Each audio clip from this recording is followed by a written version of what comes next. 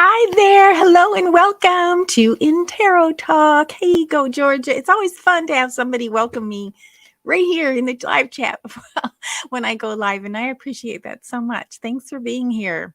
So for those joining us maybe for the first time or not familiar with the show, just briefly, we are reviewing interrogations, police interviews, and some other content in the future that might include police phone calls or not dispatcher phone calls or those kinds of things. So it's good to see you. Good to see you. And so we are on the third police interview of Jeffrey LaCasse, Professor LaCasse, and this is in regards to the Dan Markel murder case. And so if you were with us yesterday and the day before, we did his first and second interviews. The first one was July 21st, which was only a couple of days after Dan Markel's tragic murder.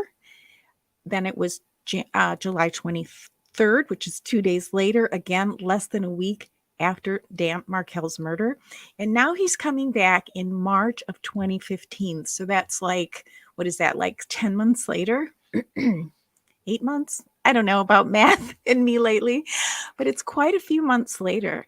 And so he has some more things he'd like to say. And yesterday at the end of the show, I read the report that the investigator made because Jeff LaCasse had called in and he had some recollection of some information that he thought was useful. So if you're ready, let's get into it. And Katie will be back at the first of the year after, and she's dying to come back. She's missing us, and I did send your regards to her. So thanks for asking about Katie. But yep, so I'm going to just power through Jeffrey's interviews here before the end of the year, before Katie gets back. That wasn't originally my plan, but she was going to come on. But then it just, you know how it is with this time of year. She had the kids home from school and all that, and then they were dealing with the flu. And then there's some other material about Jeffrey LaCasse and actually Charlie Adelson that I was thinking about reviewing at the first part of the year. So before we get on to a different trial. So you ready to get started? Here we go. Again, you can see in the timestamp, it's over on the right. I don't know if you can see it with my logo there, but it's March 6, 2015. And this is Professor LaCasse and Detective Isom, Tallahassee Police. And if you want me to pause and have things to say about what you're hearing, please say pause or comment in the chat. Yes, this is Detective Isom.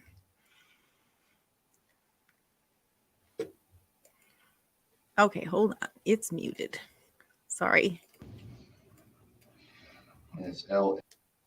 He's just, sorry about that, it was muted. What is your date of birth, Jeff? Sure, 10/18/71.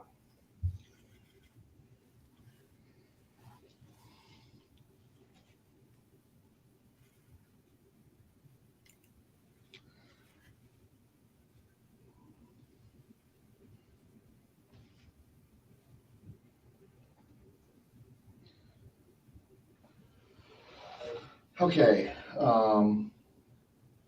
So what's up?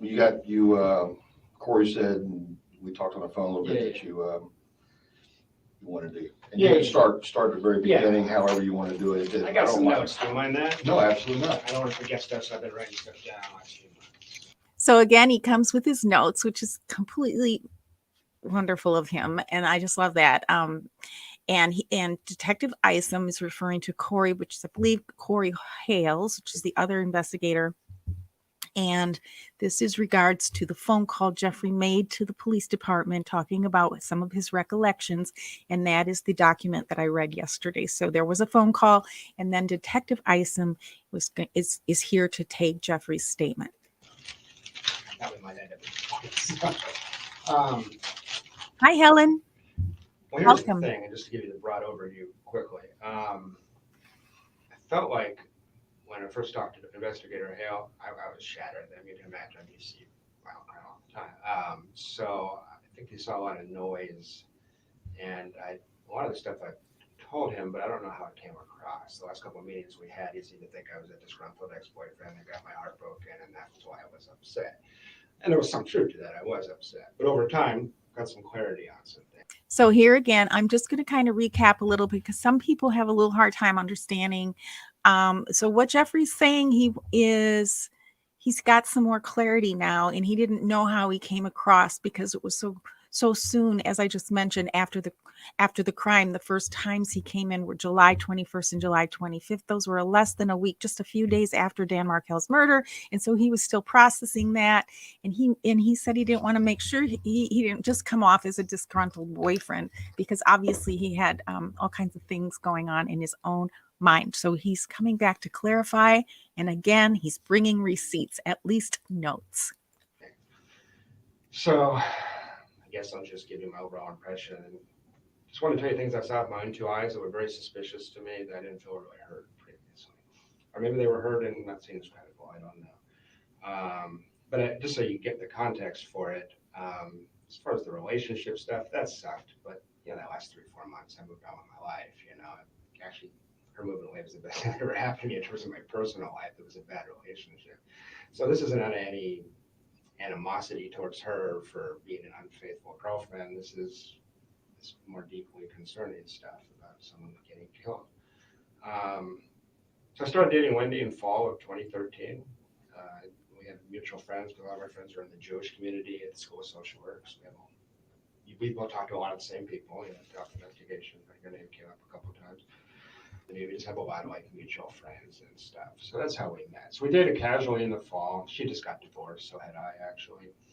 And at the time, I came in here before, I thought Markel was a dick. That's what I had been taught by Wendi. Over time, I realized I was kind of misled. Okay, so you hear what he said here. He's trying to bring facts. He's trying to be objective. He's obviously given this a lot of thought, and he's saying, this is bothering him. He said that he had come to believe that Markel was a DICK, but he realized that now maybe that was just because he didn't have anything but Wendi's perspective on matters. But in the fall, it was interesting. Let me start. Danny had been describing Wendi as a pathological liar and a mentally ill narcissistic sociopath in a semi-joking manner, but to you? To other people. I just heard that through the grapevine, because people said, be careful with Wendi. She's a little unbalanced. And I said, well, she seems upset about her divorce, but I don't know if she's unbalanced. I didn't take it seriously at the time. It sounds extreme, right? I thought these two people were having a nasty divorce. He's calling names. I thought it was totally out of line. It's one of the reasons I was upset with him, because you've seen the court documents. He got sick of her and really went after her legally in a really aggressive way, and not knowing the background. I thought it was inappropriate. I thought it was taking things too far to try to disbar your ex-wife. But one impression I'm left with is, I don't think I said this before, in December or January, I thought that was totally out of line. By May, I don't know if those are technically the correct words, but by May, I knew exactly what he was talking about. And this is a very troubled person, Wendi Adelson, deeply troubled person. Okay, so he's saying by May, and this was May of the previous year, 2014, he's saying that he realized that Wendi was a deeply troubled person. This is very unusual. There are some major sirens flying by. I don't know what's going on, but that was weird. Sorry, my windows are open.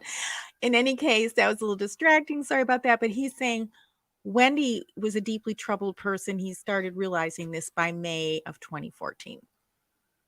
At first, she's gorgeous, she's smart, she's funny. I mean, I fell for this girl like a ton of bricks. Most men would. I mean, that was one reason I stuck around too long. But just an overall impression of her. And yet he says this in court documents, actually, a very manipulative person, a pathological liar. Wendi was an alcoholic while I was with her. She drank her dinner most nights. Okay, so he's referring to Dan Markel's court documents in reference to the custody battle that was going on, because he had previously said that he was privy to all of those documents, and so he said he was reviewing those, and I'm sure he did quite a bit over the previous months. One of the things he added here was that Wendi was an alcoholic, that we didn't hear that in the previous police statements. Extremely fragile, extremely depressed. Many, many nights sitting, hated Tallahassee so much that thought we're a bunch of country bumpkins, and we liked Tallahassee because she's from Miami. Didn't hide that fact. Thought it was bizarre that I moved here from Phoenix. And the 2 conversations that we had every single day for 9 months were, Danny is an evil monster. Tallahassee is the worst place in the world to live, and I can't believe I got stuck here because of Danny Markel. And she was obsessed with those 2 concepts. So I got really tired of hearing that, but I heard that every day for 9 months.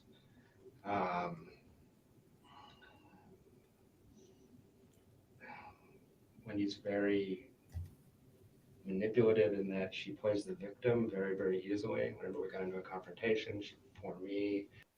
And I just want to say on this, you can tell by Jeffrey's body language that he's not enjoying to share this information about Wendi. He's got his head down. He's nodding, yes, that this is real.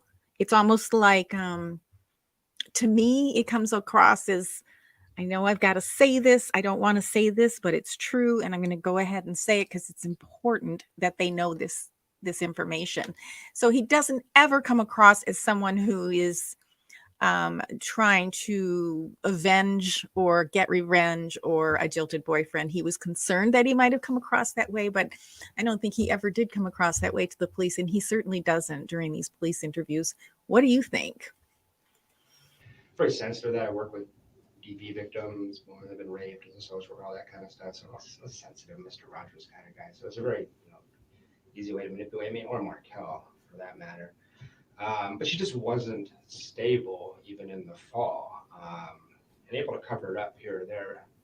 One of these people, the first 100 hours you spend with her, you think she's amazing. 101 on, you're like, shit, what did I get myself into here? This person's kind of crazy. You talk a little fast for me. I'm sorry. 100 hours. Yeah, first 100 hours you think she's amazing. Then after that, wait a second, there's some tremendous flaws here. So she puts up a very good public face as a calm, but as far as seeing stuff pertinent to the crime, I met her brother Charlie when I was down there in Miami for Immokalee. You remember? Okay, now we're getting into Immokalee. I could not remember the name of that yesterday. And so now we're getting into that. So he's laying out the timeline, a little bit more detail here, because in the conversation, there was somebody who brought up, and I can't remember who it was, the possibility that Wendi had gone to Guatemala, but also then this Immokalee thing, and then this visit to Charlie Adelson, which is, I think, the only time Jeffrey LaCasse ever went to Charlie's home and visited with him there. Yeah, so Georgia says, go Georgia says, and welcome everyone. Thanks for being here. He's not backpedaling. He is thoughtful and measured and having hindsight and time to think too. Yeah, that's true. And I mean, he never came across as somebody, I mean, obviously he was a little concerned about whether they were looking at him. Anybody would be, but Georgia, you said stings a bit, and I'm sorry because I didn't catch that. What stings a bit? Just hearing this, or I'd love for you to share a little bit more. Oh, and hello, New York Patriot lady. I suspect the Adelsons must be into some dark things. Wendi and Charlie are the fruit of the Adelson tree. Yes, he seems very serious and credible, and not at all happy about this, right? He's not happy. that he has to share this information. He's probably not happy that he is here, but he's not gloating in any way. Oh, thank you for sharing and liking the video. I love that. Thank you so much. When he said her about drinking, yes. So he was, that did sting a little bit. Stings a bit. Got it. Thank you for clarifying. Okay. Oh, and by the way, this March 6th interview is over an hour. So I'm just going to go until about 5 my time, 8 Eastern. So an hour total because I started at 4. So, and then I'll finish tomorrow. I can't believe it. Recall that I said I found him to be a very strange person, very aggressive, verbally. He takes sex tourism trips to South America to have sex with underage prostitutes. Wait a minute, back up a second. Yeah, he takes sex tourism trips to South America to have sex with underage prostitutes. Sex tourism. Yeah. Okay. Isom is like, wait, what? Wait, you're talking too fast. And then he's like, wait, what did I just hear here? I love Isom. Okay. I suspect Wendi and Charlie were, probably, possibly, who knows? I hope we find out. She did indeed say at 10, but she also had some of her times mixed up by the time she got to the interrogation room. South America. I'm kind of a sheltered guy. Well, I was shocked not only that he would tell people he did that, but that he would tell his younger sister. That was strange to me. Very odd. You know what's strange to me? That he says that's strange to me. That's great. That's creepy to me, but I like how he's trying to be measured. So he uses that was strange to me quite a bit because he doesn't want to come off as completely over the top, which is reasonable. But can you imagine? I cannot imagine my brother talking to me about anything related to anything that he did sexually ever, let alone something that is, somebody might call it deviant or violent or anything of that back. But just can you imagine how awkward this thing is? And they're in a hot tub too. The whole thing just take a pause and think about what he's saying here happened. It's just pretty bizarre. Yes, it's strange, but it's odd. And there's this odd dynamic between them. The whole family's real weird. He talked in the hot tub about punishing a girl by anally violating her in front of Wendi and I, like bragging about the fact that he'd hurt this girl because she had kind of been in an uncomfortable situation. So he came off like an offender to me. He came off like kind of sociopathic. Like, this is strange. He just met me. He's telling me this. It was really, really weird. Okay, so he's not just saying it's weird that he said it in front of Wendi, which is really creepy. My brother would. I remember once I was traveling and I was traveling for the whole day, so I was kind of out of the loop. And so when I got to visit my family in Wisconsin, they were talking about some news, something that happened. I think it was a politician. I don't even remember the details. And I said, well, what exactly did he do? Or something along those lines. My brother would not tell me. He's like, I'm not comfortable. You can read about it if you want, but it's really bad. And so, and he's saying that to him, Charlie came off as an offender. Okay. That's a big deal. Yeah, Go ahead. I know. I'm just trying to rein you in a little bit so I can make sure I get it right. Yeah, I do recall something about a hot tub. Yeah. But I think it may have been something I read from Corey Hale's report. It might have been. Yeah, I talked to him. But are you saying you're in the hot tub after the Immokalee exactly. Retreat? Exactly. We went from Immokalee to Miami and hung out with my brother. Okay. So you're in Miami at his place, I guess? Exactly. It's very welcome. It's got a really nice house in Miami Beach. I'm going live if that happens. I'm sorry. I'm going live with a bottle of champagne. I have some here. I might as well start chilling it now.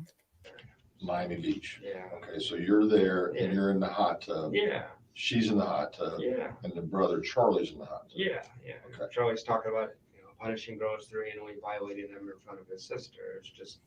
Is it braggadocious? Yeah. Like she got him punched out at a wedding.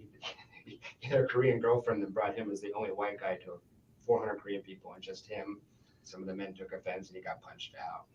Charlie did. Yeah. So the way he handled that was to anally violate her and then brag about it the next day. I mean, it was really, really weird. That had happened the day before you all got in the hot tub? No, I misspoke there.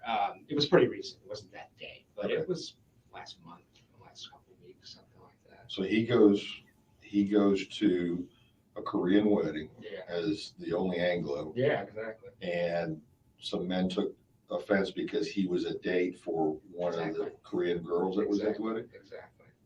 And he got punched. And he probably opened his mouth or something. So he says he got sucker punched, but I don't know. okay, so he gets, and so. So have you all heard this before, or is this new to you? And also, I appreciate how Detective Isom here is in only, I wouldn't think to do this, but he's trying to make a story in his own head about what happened to Charlie at this wedding. So he went to this Korean wedding, and this is what happened. And I mean, that is really a skill that these detectives have, and they're trained in, that I just don't have, and I find it extremely interesting. So his way of getting retribution is the girl that brought him to the wedding is to rape her? Well, not rape. It wasn't rape. It was consensual sex, but he was bragging about the fact that he made it hurt a lot and that kind of stuff. Oh, okay. And that was just that was anal penetration. Yeah. He's bragging about. And it was 20 minutes after I met him. I got you. So I'm just like, this is not normal. I like that. It was 20 minutes after I met him, and he drew that statement out. Like, dude, 20 minutes after you met somebody and they're talking about this kind of thing is kind of strange, like he said, to put it lightly. I mean, I probably would have jumped out of that hot tub and gotten an Uber, but okay. Well, this is strange. Guys will talk to their guy friends, although I've never said anything like that. I would never want to hurt a woman. It's, right. So it's, so it just struck me as very, very odd. Fast forward to May. We have that incident in the coffee shop that we discussed that Officer Hale and me were, I assume that's one of the reasons you guys were interested in talking to me in the first place. But just to remind you, I just walked into All Saints Coffee and there's my girlfriend with another guy. But that was a big deal in our relationship. And, right, because you see her there and she's with this guy and you don't know who the guy is. Maybe I got that wrong. You knew that she was seeing a guy? That's one of the things that concerned me, is that she would bring him up from time to time. And there was other signs. I mean, there's, I think, 5 to 10 other men. I was in denial about it in this time period. That's not a crime, obviously. But she's very impulsive, very erratic, doesn't think things through. She will do them and then worry about the consequences later. She was remarkably sloppy about cheating on me in terms of, well, that's what was interesting. Up until about early June, she was covering her tracks pretty well, actually. And, after that fight, we had a huge... Okay, won't. I'm not sure what this is. I'm trying to answer you and listen at the same time. And yay, join from wherever you are, whatever time zone. I mean, it will be a relief. We just really want a more, the way I refer to it as a more complete justice, because there'll never be real justice because you can't have Dan back or the last 8 years, but something more complete than what we have now. Not a huge fight. I had a mild fight about that. And I am too.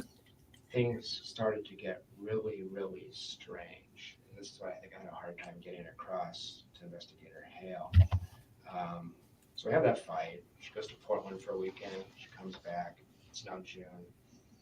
In June, I was walking around saying to all my friends, I don't know what is going on. Something is going on. Again, just a little pause there. He's saying in June, which is the month before Dan's murder, there was a shift, because he has gone from March to now talking about, her cheating, a few of her personality characteristics, and now he's saying, this is really interesting, this part coming up. So starting to feel like he was feeling like something was going on. So check this out. we had that very frank talk about that and decided to stay together. She said, it's one guy. He's gone. He literally moved out of the area, as you probably know. So in June, I was walking around saying to my friends, I don't know what's going on. It's just uncanny to think back on it now. I said, I don't know what's going on, but something's going to happen. Like, it feels like there's drum beats. It feels like we're moving towards something. It's really, really strange. I don't know what's. Something is going to happen. It feels like this drum beat. And he said in hindsight, it's uncanny. That's a very specific word. It's a descriptor for what is, what he's saying he was feeling in June and then what ended up happening in July, sadly. Hi, Too Deep. Welcome. You're so welcome. One of the strange things that happened was we had a trip to California scheduled to see my parents the week that Danny was killed. And in early June, she rescheduled that trip. And I said, what's the problem with the trip? She says, well, I'm worried we'll get stuck in the airport and we won't be back on Friday. I have to pick up the kids from school. I said, but we're coming back Thursday night. It's not winter. We're not going. If I had to in the winter, I would understand. There's no way we're going to get stuck. We can rent a car. We have friends that can babysit. It's strange. I said, fine, cancel the trip. And that was going to be in early June? The trip was going to be the week that Danny was killed. Oh, okay. That was the trip? 11th to 9th. This is where it's sinking in because Jeffrey is very thorough in everything that he's bringing out to Detective Isom, trying to paint this whole picture. It was kind of cool right here where Detective Isom, you could tell he might have been a little bit lost. And then he went, oh, okay. You mean you had a trip planned. You were feeling something weird happening in June. She canceled this trip in June that she had tickets for over a month, that they had tickets for to go to California for over a month. Suddenly she couldn't go that week. It was supposed to be the trip. So we had a trip planned and she was real strange about the fact that we had to reschedule this trip. It just didn't make sense. And I even said, if you just don't want to go because you don't feel comfortable right now, just tell me. That's cool. She goes, no, I have to pick up the kids from school that day. I just have to. I don't want to do anything with stuff that, And she said, I'll miss the kids at that point. I said, okay. A couple of days later, I say, well, she said, but I want to spend that time with you. I was leaving for Tennessee on Friday. She said, I want to spend that Monday through Thursday with you. I said, great. You want to go to St. Augustine? She loves the beach. She hates Tallahassee. This, again, is just very strange and suspicious to me. Okay, so he's like, okay, fine. You don't want to go to California. It's the hottest week of the year.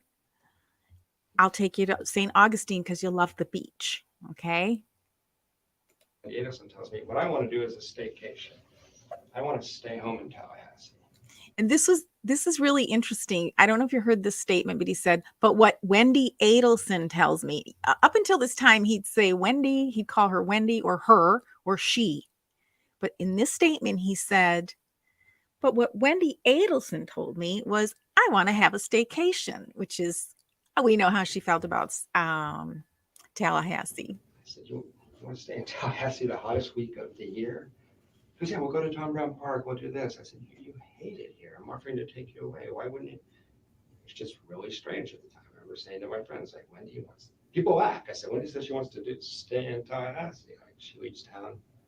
Sure, every chance she gets, she leaves town. Why would she want to stay? I said, I don't know. I have no idea. I finally managed to convince her to do a trip to St. Augustine, but we had to schedule it so that we were back basically by the time of the shooting. So that was just strange. It was peculiar at the time. When we scheduled that trip to St. Augustine, I was sitting there, she has her calendar open. You have to schedule everything with her. That's just how she was. There was just, at the time, I remember sitting in her office trying to schedule this, and there was this weirdness about that weekend. We're scheduling other things, no problem. But that weekend, she just was intent on. That day meant something to me before Danny was shot. Okay, So he's saying he had this, something was happening in June. He could feel like there was some kind of a drumbeat. He was talking to his friends about it. Now they're talking about St. Augustine, but he can remember them going to her through her calendar to get things scheduled. And he said that day had meaning to it. He couldn't figure out why, even before Dan Markel was murdered. This is huge because that's what's called contemporaneous. Jeff will be a great dad. Of course he will. He really missed those boys. It's too bad he was convinced that Dan was such a bad person, right? Even though, I mean, to me, the lesson in this is no matter what people say about another person, unless you have that personal experience, be careful what you listen to, even, because some people can seem credible, and people will slander other people very easily. Something sad weird about that week. I don't know what it is. There's something weird about that week. If we keep going through June, other things I noticed in June that were really crazy. Let me back up a second so I get this right. Yeah. July 11th through 19th, you're supposed to go to California. Yeah. Leave on the 11th, come back on the 19th. I can look it up for you. It might be 12th to 19th, but it was the week that Danny was shot. Yes. Okay. Yeah. So when is she saying, I can't do it? What date? So Mentour Lawyer, this video is from Mentour Lawyer. He's clarifying it was actually July 11th through the 17th. So this is accurate what he's saying here. What date are we talking about when she's telling you I can't? Early June. I can pull up exactly. Early June. Early June. Yeah. So what this means? What do you think this means? So everything was what it was, not great, okay, but something happened in June. She canceled the trip to California. She didn't quite break up with him. It was kind of back and forth. They were planning this. He was trying to plan this trip to St. Augustine the week of Dan's murder instead of going to California. Something was happening, but perhaps the planning was coming together in June because that's when these plans started to become a problem for the week of Dan Markel's murder. you're supposed to go to California with her, just you two. We have plane tickets purchased. Thank you. And she sat me down. I think it was June 5th or 7th. I will find out for you if you would like. Yeah. And she just said, I can't do that. And it just didn't make sense. It just didn't make any sense. So she'd already said that date was that window of. She said, this is the one week I have to go see your parents. And I 11th said, through the 19th. but that was in May we booked them. So 3 different times she canceled plans with me in the 2 or 3 day period with Danny. What's your? So just so you hear this again, 3 different times she canceled plans with Jeff for that week of Dan Markel's murder. This is what he's trying to bring out. There were 3 different times. There was the trip to California, St. Augustine, and I forgot what the other one was. And to answer your question, Helen, at the end of yesterday's video, I showed a document. It was a report that Jeffrey LaCasse had phoned in. This is in March of 2015 and said, I've been thinking things over and there's some more things I have to tell you. So no, Isom didn't call him in. Jeffrey had been going over things in his mind, and he just felt very compelled to come in and share this information. And he spoke to, I believe, Detective Hales over the phone, who did the report, but it's Detective Isom who is taking this interview. You're leading to is this is highly suspicious that she needs to be here on the 18th of July. Yeah, just anecdotally, subjectively, whatever it's worth, it was really weird. It was really strange. I know this woman. I know her really well. And there was something at the time, me saying to my friends, what's going on? It's just really, really strange. It's just really. She'd never done anything like this before. No, she had canceled and recanceled, and she did that all the time. Completely disorganized person. But it usually made sense. It usually had a reason. And usually the reason was something about court with Danny, or the parents wanted to come down to South Florida.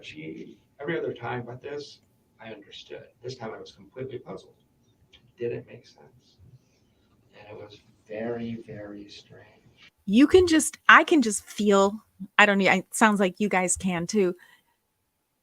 Ison perking up here and being like, wait, what day? And you can tell he's writing intently. So this is where it's like, okay, this is some stuff here. There's something happening here. He is definitely paying attention. And Too Deep says, I didn't care about what my ex-wife said until she started saying nice things. Then he started getting suspicious. Too Deep. I'm sorry about that. Yes. And this is what Jeffrey was saying. This is what Jeffrey was trying to say. It's like she has a different persona behind the scenes, and that, you know, that she was deeply depressed, that she drank a lot, she cried. He caught her crying in the kitchen several times. I'm not sure if this comes up yet, but yep.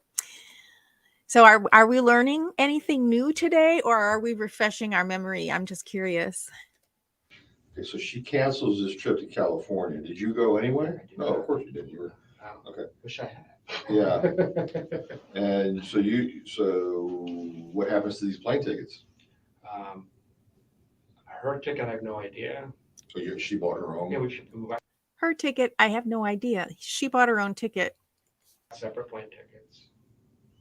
As a matter of fact, I don't know that she did buy a plane ticket. Oh. I love this part. Same area. I need to make a clip out of this part. I don't know if she really did buy her own. You could just tell his little investigative mentor lawyer says the interrogations of the Sherlock Holmesian Professor LaCasse. This is where he's like, he would have probably been a good investigator. Airline, same flight. I can find out if I can send you my reservation, because we had a discussion about getting our seats moved together. So I think she probably bought a ticket actually, but I never saw the ticket. It wasn't discussed any further. I can't recall. Okay, so that's the first thing. In early June, she says, Jeff, I got to be back on that Friday the 18th. Exactly. To pick up the kids. I guess that's going to be the first of her week with the kids, maybe? Yeah, she gets the kids back after having, because they went to 7-day schedule in the summer. Right. And she's, I don't miss the kids. I said, we'll be back. I said, you don't want to go? Just tell me I don't want to go. No, I want to go. I just got to be back for the kids. There was a special. Okay, why not adjust the flight or just Well, she had the kids the previous week. This was her one free week. She's also booked all summer. Well, the 18th is a Friday. Yeah, it is. Okay, so, going backwards, the 11th should have been a Thursday. Friday. The 11th was a Friday. Look it up, but it just wasn't.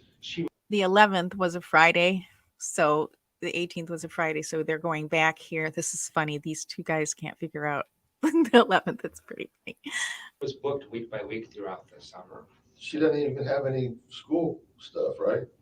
I mean, I don't know if you're off during that time. No, I'm completely off. She has a lot of obligations to her parents. Her parents want her down in Miami every chance she gets. All through this town, and there's parents. All right, so three different occasions. This at the time, it's like, oh, what's going on with the 18th of July or the week of the 18th? What is this? So he's saying at the time, he's thinking, what is going on with the 18th of July and the week of the 18th, the week leading up to the 18th?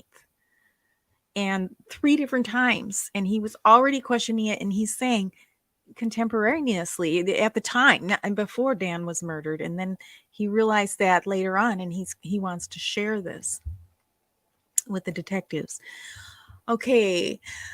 And thank you, Helen. I'm glad. I'm pretty observant, but I miss a lot too. So that's why it's really nice to have several people in here. Go Georgia. You're curious as to how he's doing now. I am too. He's probably going to be a witness. I'm sure he's prepared to be a witness. I don't know that he has to prepare any more than he has, because he's testified twice. I doubt if they'll ask him a whole lot more questions. They might actually ask him more questions if they are allowing his characterization of Charlie Adelson to be allowed, because that wasn't important in the previous trials. New York Patriot lady says, I like also when he tells Georgia and the court, Wendi told me she lied in court. Now I don't know if she lied about that. Right. What do you know when somebody's lying so much? What the truth even is? I don't understand what this is. Okay, so the first thing is the California trip, and it's next. Yeah. Then you want to take her to St. Augustine, you know. And she wants to stay, and that's just bizarre. But did you ever make plans to go to St. Augustine? Yeah, so a week later, again, we sat in front of the calendar, and it was really strange. There was this hesitancy about that weekend. She says, I'll go to St. Augustine, but we have to be back early on Friday. Early on Friday? Early on Friday. What is early on Friday? We were going to wake up and come straight back from St. Augustine, so we would have got up at 7, been here by 9 or 10. Okay. She had picked the kids from school till 4. It didn't make sense. Okay. So had they gone to St. Augustine, they would have had to come home by Friday, but she wanted to be home early Friday, even though she didn't have to pick up and the kids from school until 4 o'clock. And that didn't make sense. Now, hold on to your harnesses because this next part is chilling. So I said, fine. And my thing was I was going to drop her off and then drive up to Atlanta. I was going to drop her off and go. So that was just strange. It just stuck in my head. Like, what? Because your trip to your friend up in Tennessee, what was the date you were supposed to go? I was supposed to leave at about 10 or 11 a.m. on Friday the 18th. Okay. Because I was supposed to the original trip was to go straight to Atlanta, stay the night in Atlanta, then go to Tennessee the next day. So I was supposed to leave here at 10 or 11 and get there at 4 or 5. On Friday afternoon. Friday afternoon. Yeah. Okay. Bingo. There's where the light bulb is really, you can just feel Detective Eisen going, okay, now this all is starting to come together. That changed. But that was the original. No, because you left on Thursday. Yeah, I did. All right, well, let's jump to that so I can fill in this blank. Yeah. Why did you leave on Thursday? He goes, wait, you left on Thursday? And Jeff is like, yeah, I did. So he's at this point, he's like, okay, I think Detective Eisen is coming along with me on this now. So they're both kind of simpatico here. And I really appreciate this part of the interview. We'd had a huge fight in late June. I discovered some other cheating. I was very upset with her. And she had sent me, had sort of broken up, basically. But she put me on a 7-day hold. Oh, yeah. Okay, I remember that. She sent you an email or something? Exactly. So the night before, I was so upset. I was just like, fuck this, I'm going. I said, get out of town. I was upset. But that's something my friends have said to me that I've never said this, but my friends have said, Jeff, sometimes it's hard for me to see this clearly. They can see it more clearly. Jeff, you do realize that if you left Friday at 11 a.m. for Atlanta, what this would have looked like, you would have been in custody. You're really. Oh.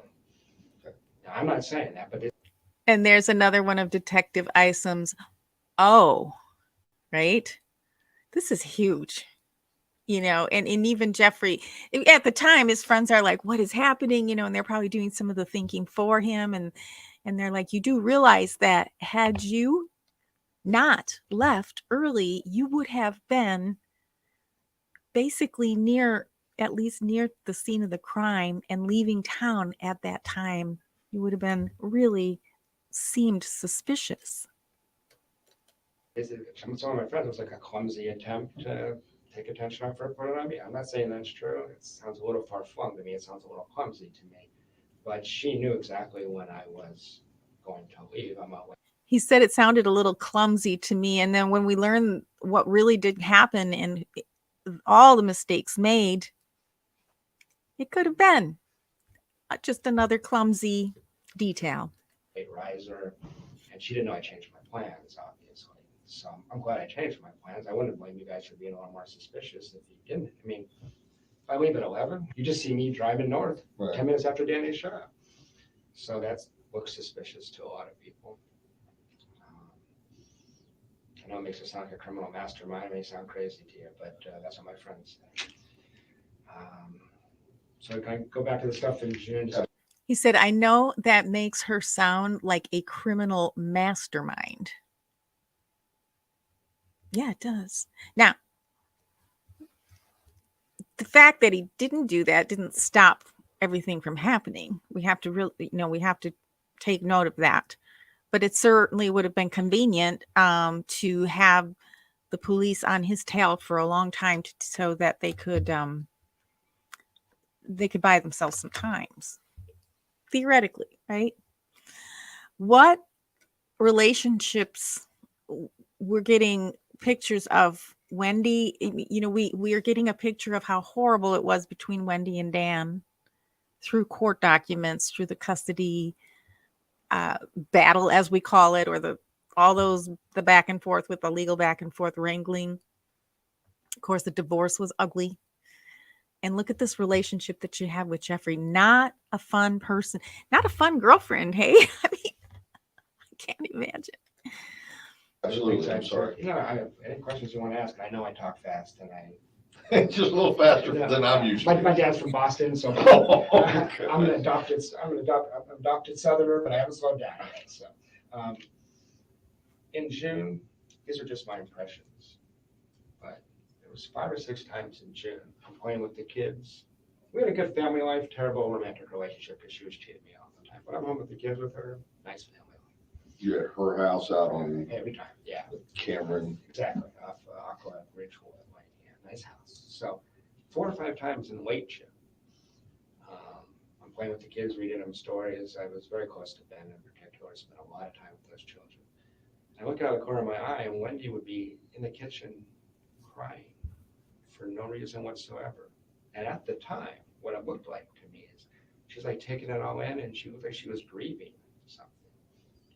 And I would say, "What's wrong?" And she'd say, "Nothing's wrong," or make up some bullshit story. She lied so much, it was hard to know. But in retrospect,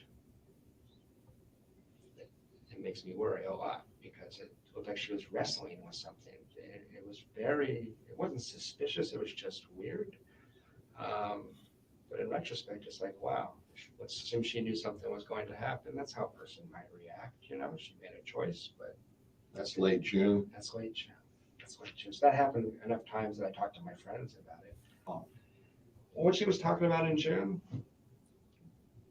relocation to Miami, how terrible it was to be stuck in Tallahassee, crying like I got stuck here, I didn't choose this, I can't stand it. And she talked about the fact that the only way she could ever relocate is if something happened to Danny. Now, does she actually say that? Yeah, she did. Yeah. This is the first time you've mentioned that. Here again. Yeah, she did. Like, he's not like, yeah, she did. He's like, yeah, she did. I mean, this is not something he's joyful about or happy to share. Obviously, he wants to share this now, but in the context of a higher cause then. But he's like, yeah, she did. Now he's going to clarify this a little bit. But Ison was like, what? Wait, you never said that before. This is really important. I don't think so. I think I did mention that to Investigator Hale. Okay. Well, no, it wasn't. I had 3 interviews with Investigator Hale. Okay. The next 2 was me trying to tell him things like this. I don't think he was hearing me.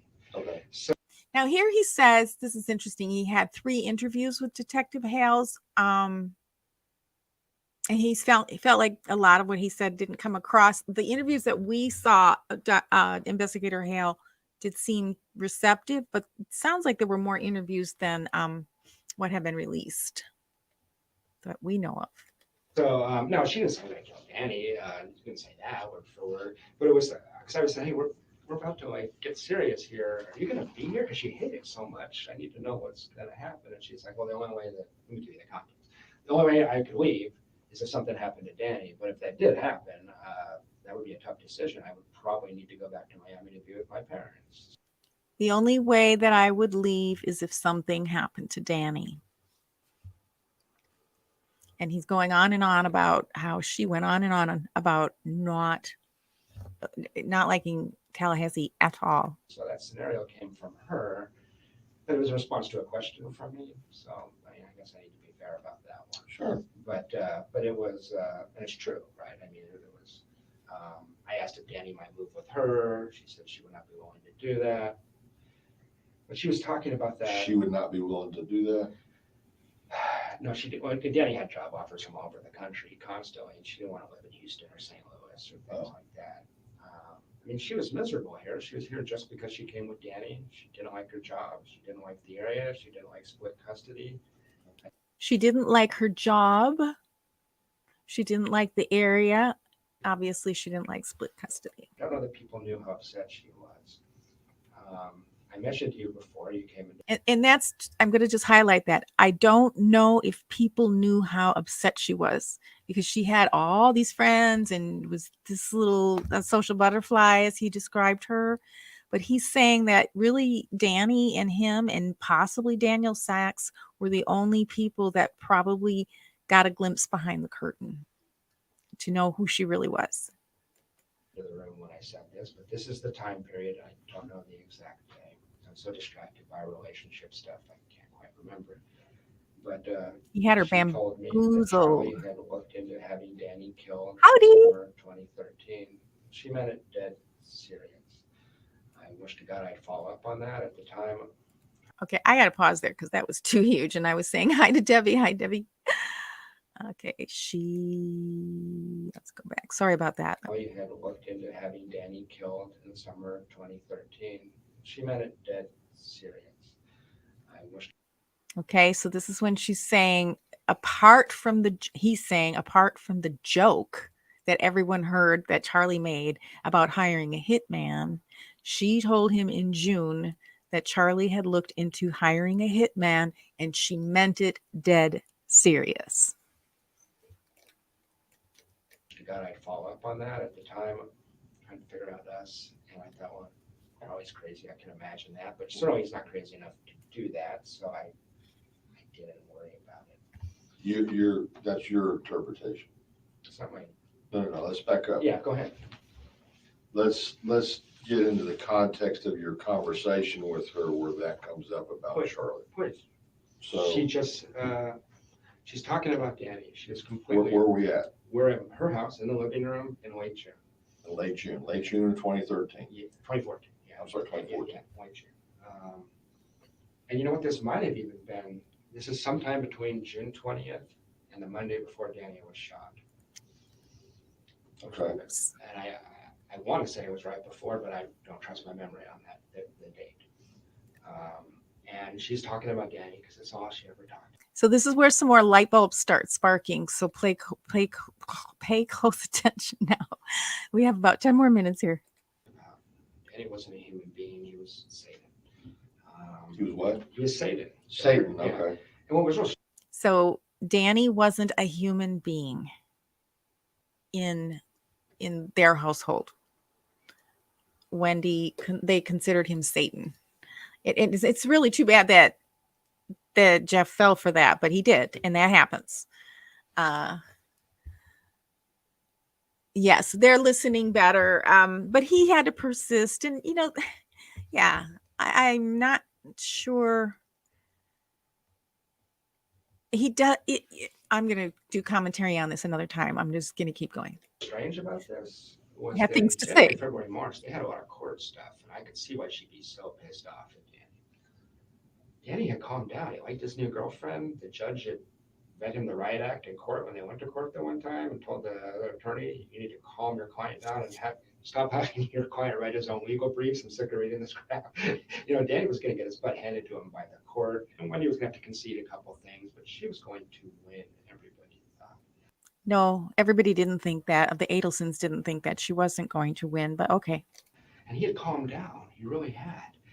So I was trying to say, we could talk about Danny a little less. Danny's chill. Danny's happy with Amy. This is good. This is good for us, I was starting to see Danny a little more realistically at that point. So she's in the middle of these conversations. She's just ranting and raving about Danny. Very angry with Danny. She's very sensitive. And worst thing you could do for Wendi is point out that she's not perfect. The worst thing you can do for Wendi is point out that she's not perfect. And that's what Danny represented to her is you're a liar, things like that. Anyway, she just comes out of the blue and I said, well, I just wish something, I can't remember exactly what I said, but I was like, this isn't going to ever be fixed in the way you want it. You're linked to this man for your life. There's no fix for this, but you have to fix what you think and feel. And she said, well, Charlie did look into having him killed last summer. He said it would cost about $15,000. So just take this one in the context. They're talking, Wendi and Jeffrey are talking about how angry Wendi is about this disagreement about custody. Her wanting to go back to Miami with the children. Him not wanting her mother to be with the children without supervision. Wendi is super angry, and this is when, as a solution to this problem, because he's saying, hey, you're married to him for like, you're divorced, but you share children. This is a lifelong commitment. This is the way it is. And she's like, no. Let me tell you what my brother told me.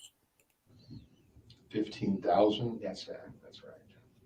Seems cheap to me, but you would know better than I. Sickening. And It's, I want to make sure I understand this completely. Please. So June, what was the date? Between June 20th and March 14th, let's say. I think it's probably I think it's closer to July, between June 20th and July 14th. I think it's closer to July 14th.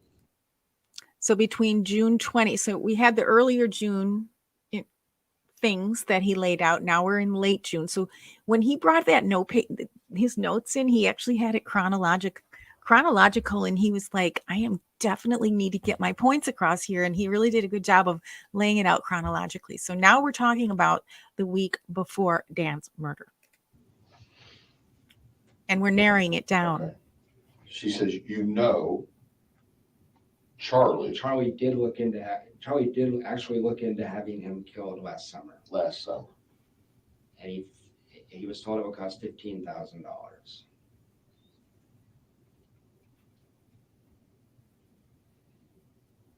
And one of Charlie's... This is just paraphrased, but I want to make sure I understand. Yeah. Charlie did look into having Danny killed last summer.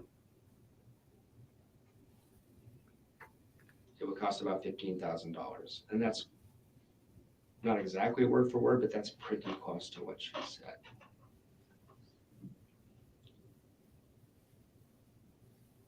Wish to God I had followed up. But how do you respond to that? What do you say? What did you say? I changed the subject to us. I was interested in working our relationship. Poor guy was so bamboozled about that relationship and keeping, he probably felt like, oh my gosh, the kids may go back to Miami. But here it is. I mean, he did say, I wish I would have said something. And Detective Hales says, well, what did you say? Right. And I think it was earlier or maybe later. I can't remember. But at least one time, I think more than once in another interview where Detective Hales said, well, you're not going to call us just because somebody makes a statement. So he reassured him. Did she ever bring that up again? No, never again. But what worries me is that the speech pattern. Well, and just to clarify, Detective Isom says, did she ever bring that up again? When they narrow this down, this was the Monday before Dan was murdered, and she broke up with Jeff the next day. So there wouldn't have been a chance for her to bring it up again because she wasn't communicating with him anymore that week. I'm not trying to play FBI profiler here, but It's kind of like I told you half a truth instead of half a lie. That's how she lies. That's exactly. I'm sure you got that on your mind. So it doesn't have the impulse control just to say nothing in high stress situations, but gives you this half-assed version. Yeah. So I thought about that a lot. But you do remember the amount is 15,000. I do remember that. He remembered no the amount. further than that, nothing else. There's nothing else. I wish I followed up. I beat myself up about this. Oh, you didn't. What am I gonna do? Call you guys? Say my girlfriend said something crazy? I don't know. No. The thing that worried me about Charlie is he has a very. So this is where Detective Isom's like, no, you didn't do anything wrong by not contacting us. Because I think all of us have wondered, like, what would you do? Like, wouldn't you call the police if somebody was talking about arranging a murder? And hello, Reba Lee, welcome. I think Wendi could tolerate living in Tallahassee easier than she could handle having to co-parent with Dan Markel. That's sad. I think the part of this puzzle gets overlooked too often. Yeah. She wanted to be in Miami, but more than that, she wanted to get rid of Dan Markel forever. That is so sad. Yeah. What I want to say about that, in support of what you're saying here, there's a lot to support that in Wendi's own words. And when she continued over and over in her police interview, as well as on the stand to this day, I mean, to this year, recently in the last trial, about how Danny hurt her. And that's why her family didn't like him and blah, blah, blah, blah. But Danny hurt her. You would think after this amount of time that would have settled down a little bit. Like, we've all been hurt in relationships, and we might talk about it a lot for maybe even a year or something, but it's still like as if yesterday her feelings were hurt. I'm not sure exactly how he hurt her, if he wasn't attentive or whatever, but man, she is really attached to this idea that Danny hurt her. Yeah, that's right. That's right. The neighbor cracked the case. The neighbor, had he not seen the Prius. Oh, so scary. Okay. All right. I'm just going to get to the last point here. Close friend who goes on these trips with him, and is ex-special forces and is known for being kind of deranged. And it looked like it was done by somebody who knew what they were doing. So I told you guys that already. What's his name, though? I never got the name. I don't know. I assumed you guys investigated it. I don't know. He's a tatted up, known affectionately as a deranged guy. Guy just didn't come back the same like some of these guys do, unfortunately.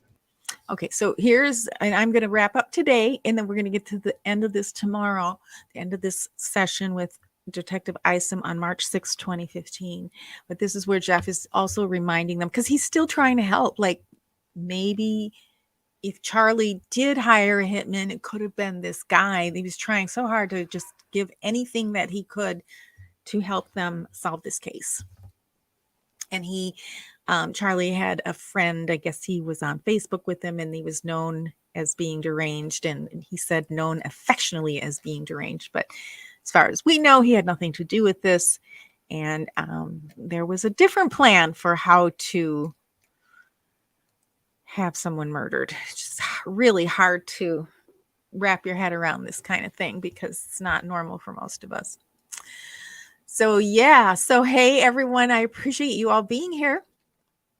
I'm going to wrap up for today, and then we'll get back tomorrow. I think at 3:00, I have to look at my appointments. I came on at 4 today because I had some appointments, but around 3:00, maybe earlier tomorrow, depending on my appointments, and we'll get to the end of this March 6th interview. And as I mentioned, I was looking at a few different things to start at the beginning of the year, and I was also looking at Charlie Adelson's body language during the Arthur hearing, and I just saw a lot more than I did the first time. So if you're interested in that, let me know. I have the community page, and I put a post up about what other interrogations people might want me to go through.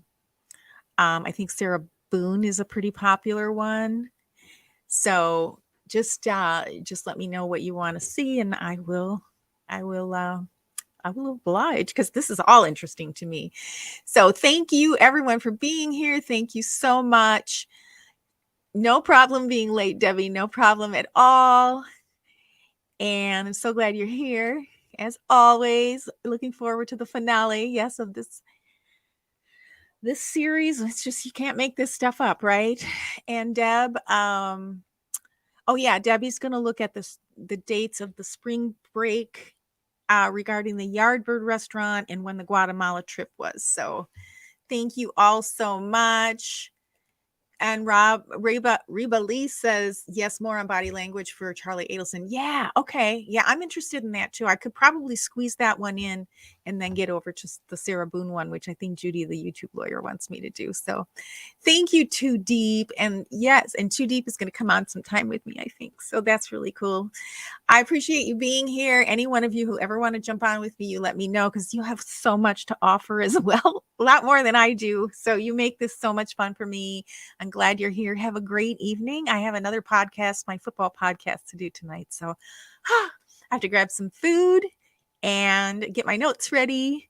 And if you're interested in that, it's here on this YouTube channel. If not, I understand not everybody likes football. I never did before. Now I'm absolutely obsessed with it for some reason. So with that, have a great night. We'll see you soon. Thanks again for being here. Bye for now.